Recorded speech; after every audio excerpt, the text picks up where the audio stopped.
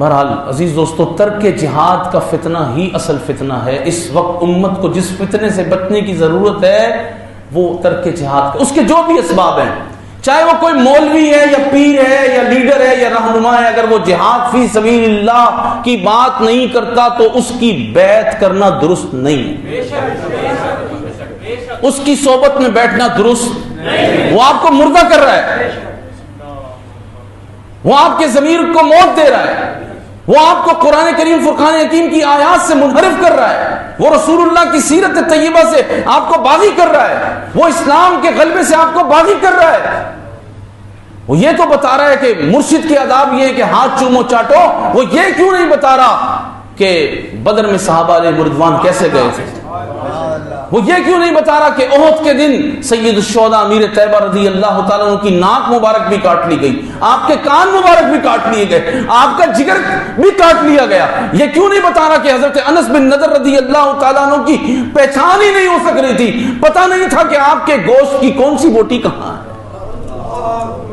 یہاں تک کہ آپ کی ہمشیرہ نے آپ کے ناخنوں کو دیکھا، پوروں کو دیکھا، کچھ نشانی دیکھی، کہا یہ میرے بھائی کی لاش ہے۔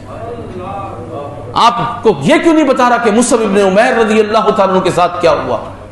یہ عزیز دوستو ذرا غور تو کریں، پھر وہ کس چیز کا مرشد ہے جو رسول اللہ صلی اللہ علیہ وسلم کی بارگاہ تک آپ کو نہیں لے جا سک رہا؟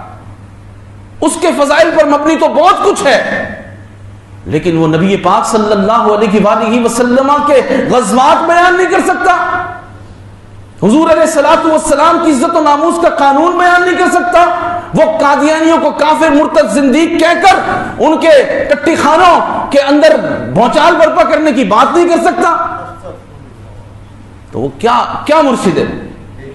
وہ کیا رہنما ہے؟ کیا لیڈر ہے؟ کیا وہ آپ کے باطن کی اور ظاہر کی اصلاح کرے گا؟ باطن اور ظاہر کی اصلاح تو رسول اللہ نے کی ہے نا۔ حضور نے فرمایا وہ یزکی، قرآن نے فرمایا وہ یزکیہم، یہ تمہیں پاک کرنے آئے، یہ تمہیں، سارے بولو، یہ تمہیں، جس کو پاک ہونا ہے وہ یہ کہے وہ یزکیہم، یہ تمہیں پاک کرنے آئے ہیں۔ رسول اللہ نے امت کو پاک کیا، کیسے پاک کیا؟ کبھی حضور بدر لے گئے، بات سمجھ آ رہی ہے؟ باطن کو پاک کیا، ظاہر کو پاک کیا، کبھی حضور بدر لے گئے، کبھی احد لے گئے، کبھی حنین لے گئے، کبھی تبوک لے گئے، کبھی بنی مستلق لے گئے، کبھی بنی نذیر لے گئے، کبھی بنی قریظہ لے گئے، کبھی قینقاع لے گئے، کبھی خیبر لے گئے۔ کون یاد کرائے گا بچوں کو یہ نام؟ کس کس کے گھر میں بیٹا اور بیٹی ہے؟